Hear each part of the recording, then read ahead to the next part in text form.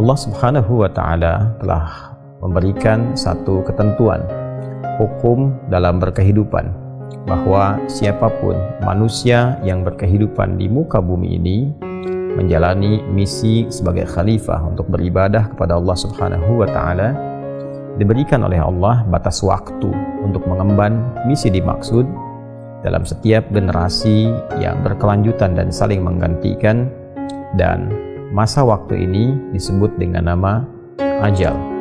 Maka setiap insan tidak akan bisa berlepas dari ketentuan ajal ini, baik generasi terdahulu, kini, ataupun yang akan datang.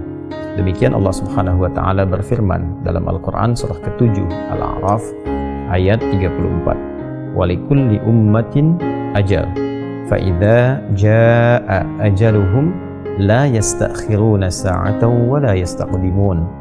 Dan setiap umat, kelompok masyarakat yang berkehidupan, setiap generasi yang saling menggantikan, mereka memiliki batas waktu untuk menuntaskan misi dalam kehidupan, batas waktu untuk mencari bekal, beribadah sampai kembali kepada Allah Subhanahu wa Ta'ala. Batas waktu itulah yang disebut dengan ajal. Maka bila telah tiba ajalnya, manusia tidak dapat mengkreasikan diri, baik memajukan ataupun berupaya mengundurkan ajal yang dimaksudkan. Hadirin sekalian, dalam mengisi ajal ini, maka manusia dibimbing oleh Allah Subhanahu wa Ta'ala untuk memenuhi waktu ini dengan beraktivitas, yang tentunya aktivitas ini didesain oleh Allah Subhanahu wa Ta'ala dalam dua kerangka utama. Yang pertama adalah dalam konteks ibadah, menyembah, mengagungkan dan mengesahkan Allah Subhanahu wa Ta'ala. Demikian dalam Al-Quran surah ke-51 Adz-Dzariyat di ayat ke-56, wa ma khalaqtul jinna wal insa illa liya'budun, dan tidaklah kuciptakan jin dan manusia itu kecuali untuk mengkreasikan seluruh aktivitas hidupnya dalam rangka ibadah kepada Allah Subhanahu wa Ta'ala. Yang kedua adalah manusia dibimbing oleh Allah Subhanahu wa Ta'ala untuk menjadikan seluruh aktivitasnya dalam rangka memakmurkan setiap tempat yang ia pijak, memberikan dampak-dampak positif, hal-hal yang bermanfaat dalam setiap tindakan dan perilaku yang ia lakukan.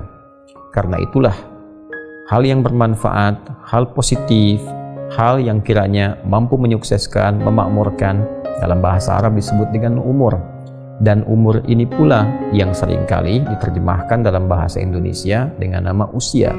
Cara mengisi ajal, cara memenuhi usia kita sampai tiba batas waktu adalah dengan cara mengisinya dengan berbagai yang bermanfaat, bertutur yang bermanfaat, memandang yang bermanfaat, mendengar yang bermanfaat, bahkan berbisnis, bekerja, beraktivitas yang kiranya semua bermanfaat, dapat memakmurkan kehidupan, menyukseskan yang dibenarkan, dan sekaligus membantu setiap tempat yang kita pijak memiliki dampak-dampak positif dari kegiatan yang kita lakukan, baik skalanya di keluarga, ataupun di lingkungan sosial, atau dalam kehidupan berbangsa dan bernegara.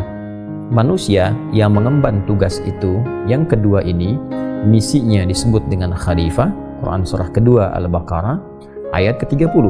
Wa idh qala rabbuka lil malaikati inni ja'ilu fil ardi khalifah. Dan ketika Muhammad SAW, Rabbu, berfirman kepada para malaikat dan menyampaikan kepada mereka bahwa Allah Subhanahu wa Ta'ala akan menugaskan manusia untuk menjadi khalifah di bumi, makhluk yang saling menggantikan antar generasi, yang diberikan tugas memakmurkan bumi, menyukseskan aktivitas, sekaligus menghadirkan kegiatan yang banyak bermanfaat. Semua kegiatan ini ketika dilekatkan dengan nama manusia disebut dengan insan namanya. Insan, karena itulah kemudian Allah Subhanahu wa Ta'ala memberikan pesan, manusia yang berkehidupan, beraktivitas disebut dengan insan, namun tidak mengisi waktu yang diberikan sampai ajal tiba dengan perbuatan-perbuatan baik yang bermanfaat, yang memakmurkan, itu disebut oleh Allah sebagai manusia yang rugi. Maka turunlah surah ke-103 untuk mengingatkan, wal 'asr innal insana lafi khusr illa alladziina amanu wa 'amilus shalihat wa tawassaw bil haqqi wa tawassaw bis sabr. Demi waktu, aku bersumpah demi kesempatan, waktu, momentum yang aku berikan pada setiap hamba untuk beraktivitas. Sungguh, setiap manusia yang beraktivitas memanfaatkan waktu itu berpotensi ada yang rugi. Kecuali di antara mereka yang bebas dari kerugian itu adalah yang beriman kepada Allah, yakin bahwa dunia sementara. Dunia itu tempat bertugas. Dan dunia itu pasti akan ditinggalkan. Sepanjang bernama manusia, pasti meninggalkan dunia. Sepanjang bernama manusia, pasti akan kembali kepada Allah untuk mempertanggungjawabkan berbagai misi yang telah diemban. Orang-orang yang yakin dengan itu semua, lalu mengkreasikan sisa waktunya untuk beramal soleh. Dan dengan itu saling mengingatkan, saling share, wa tawassaw bil haqq, dan bersabar menjalaninya, maka itulah orang yang terlepas dari kerugian.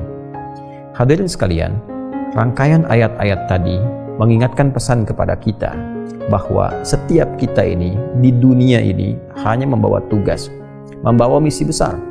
Imma itu untuk ibadah, mengesahkan, mengagungkan, berubudiyah kepada Allah Subhanahu wa taala. Karena itu kita salat, karena itu kita puasa, karena itu baca Al-Qur'an untuk mengimplementasikan keyakinan kita bahwa kita ini adalah seorang hamba yang punya tugas selama di dunia, mengesahkan, mengagungkan Allah Subhanahu wa taala. Saat yang bersamaan kita juga beraktivitas.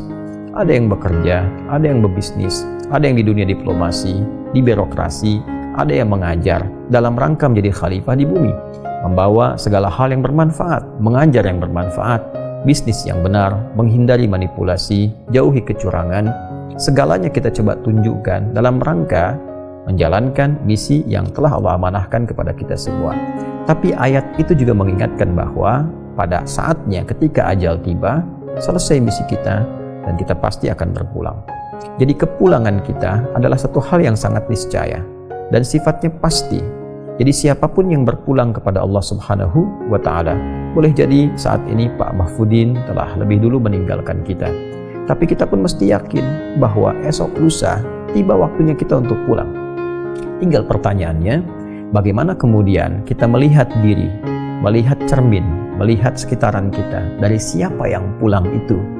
Dan dari situ kita belajar untuk bisa meningkatkan kebaikan yang mungkin kita bisa lakukan dan mengoreksi kekurangan-kekurangan, kesalahan-kesalahan yang mungkin telah dilakukan. Sehingga ketika pulang, bekalnya bisa optimal.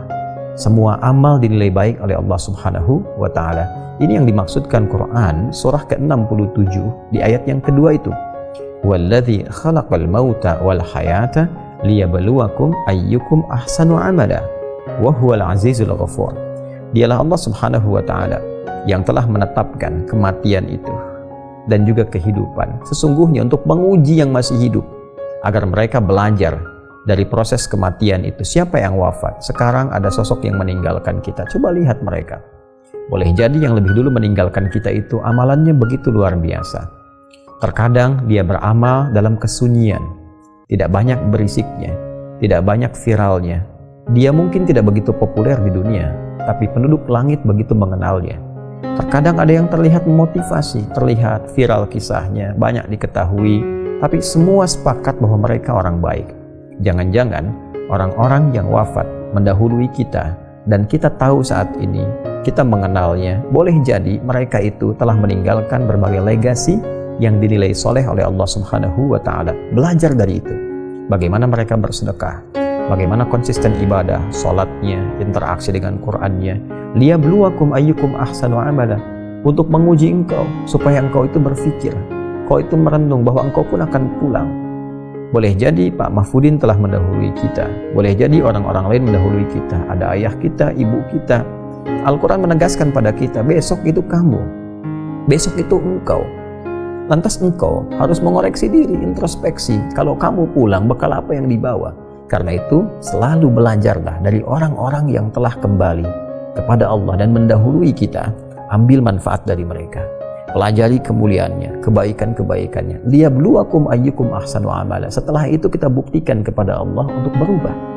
Tingkatkan amalan kita, tingkatkan ketakwaan kita. Minimal kita meneladani legasi kebaikan yang ditinggalkan oleh hamba-hamba Allah yang meninggalkan kita itu. Lebih dulu dibandingkan dengan kita. Pun demikian belajar dari kehidupan. Banyak orang soleh yang masih berkehidupan. banyak orang baik yang masih berkehidupan, atau belajar setidaknya dari orang-orang yang baru dilahirkan. Ya, walladzi khalaqal mauta wal haya, dan kehidupan. Ada orang yang baru dilahirkan, masih bersih, masih bening, banyak disayang-sayang, tidak banyak berbuat salah. Saat salah pun begitu cepat dimaafkan karena memang belum baligh, nalarnya belum sempurna. Ya, Allah memberikan pesan kepada kita, kamu itu lahirnya bersih, lahirnya baik, lahirnya penuh dengan kelembutan, kasih sayang, menyenangkan. Kenapa setelah dewasa, akal kamu matang kok menjadi keras, menjadi kasar, menjadi jauh dari kebaikan dan sebagainya? Introspeksi diri. Maka kehidupan, kematian mengajarkan kita pada hakikatnya untuk memperbaiki diri dan meningkatkan kualitas dalam berkehidupan. Ini yang pertama. Yang kedua, ini pesan penting dari Nabi SAW. Setiap insan yang sudah pasti akan meninggal, Nabi berpesan, siapkanlah bekal terbaik. Setidaknya sekalipun wafat, peluang-peluang transfer kebaikan itu masih tetap mengalir di alam barzakhnya. Masih tetap mengalir, dalam bahasa Arab disebut dengan jariyah. Kebaikan-kebaikan yang mengkreasikan pahala itu disebut dengan sedekah. Maka muncullah kemudian dalam banyak ayat di Al-Quran ataupun hadis-hadis Nabi SAW, sedekah-sedekah yang berfungsi untuk jariyah. Di antaranya Nabi pernah menggarisbawahi pada 3 amalan utama yang bisa mengkreasikan sedekah jariyah. Di hadis Muslim, di antaranya diingatkan kepada kita saat Nabi SAW menyampaikan, bima makna atau kama qala Rasulullah SAW, ada 3 golongan yang saat anak Adam itu, manusia itu meninggal dunia. Kalau kita ambil redaksi hadisnya, idza matal insanu, jika seorang manusia yang biasa beraktivitas itu kemudian meninggal dunia dan tak mampu beraktivitas lagi, karena itu inqata'a sa'iru amali, terputus semua peluang amalnya. Karena terputus semua peluang kreasi dan amalnya, maka terputus pula peluang pahalanya. Nggak mampu sholat lagi, pahala sholat terputus. Nggak mampu baca Al-Quran lagi, pahala baca Al-Quran terputus. Karena itu mumpung masih hidup, perbanyak sholat sesuai ketentuan, perbanyak bacaan Al-Quran. Kalau sudah meninggal, selesai semua peluang itu.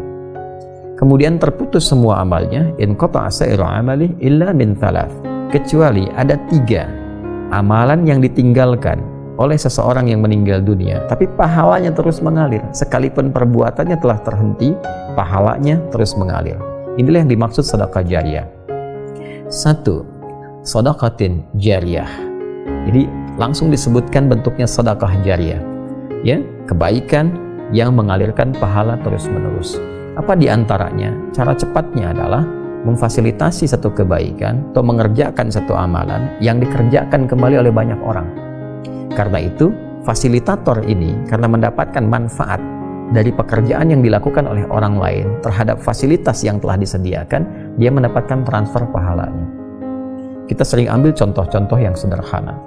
Misal, kita membantu di masjid, sediakan karpet masjidnya, atau misalnya menyiapkan mushaf tertentu, memfasilitasi para penghafal Al-Quran, ada buku-buku hafalan Quran misalnya, atau misalnya memperbaiki madrasah, di sana ada anak yang belajar, ada orang sholat sujud di karpet yang kita fasilitasi itu dengan izin Allah Subhanahu wa Ta'ala. Sepanjang bendanya masih ada, walaupun kita telah meninggal dunia, itu terus mengalirkan pahala. Itu yang disebut sedekah jariyah. Kedua, ilmin yuntafa'u bihi, ilmu yang bermanfaat. Karena itu sebagai orang tua, saya senantiasa memotivasi diri dan juga menyarankan kepada orang tua lainnya, tanamkan kepada anak-anak kita itu informasi pengetahuan yang baik-baik. Ajarkan Al-Fatihah pertama di lisan orang tuanya supaya pahalanya mengalir ketika anak itu sholat. Ajarkan tentang kejujuran, kesabaran, ilmu-ilmu yang mendekatkan diri kepada Allah. Itu mengalir pahalanya setelah meninggal dunia. Pahala itu terasanya setelah meninggal. Kalau dalam berkehidupan mungkin tidak terasakan. Jadi begitu kita meninggal dunia, maka akan dikonfirmasi apa yang telah dilakukan itu. Dan yang terakhir adalah waladin salihin yad'u lahu, anak saleh yang senantiasa mendoakan kepada kedua orang tuanya. Karena itu, jika memang anak-anak masih berkehidupan, maka bimbing mereka dengan kebaikan. Tempatkan di sekolah yang benar, carikan guru yang baik, karena itu aktifat terbaik saat orang tua berpulang. Dan ini pun rumus berkebalikan, mafhum mukhalafah untuk anak-anak. Mafhum mukhalafahnya, pengertian terbaliknya, anak-anak jangan lelah ibadah.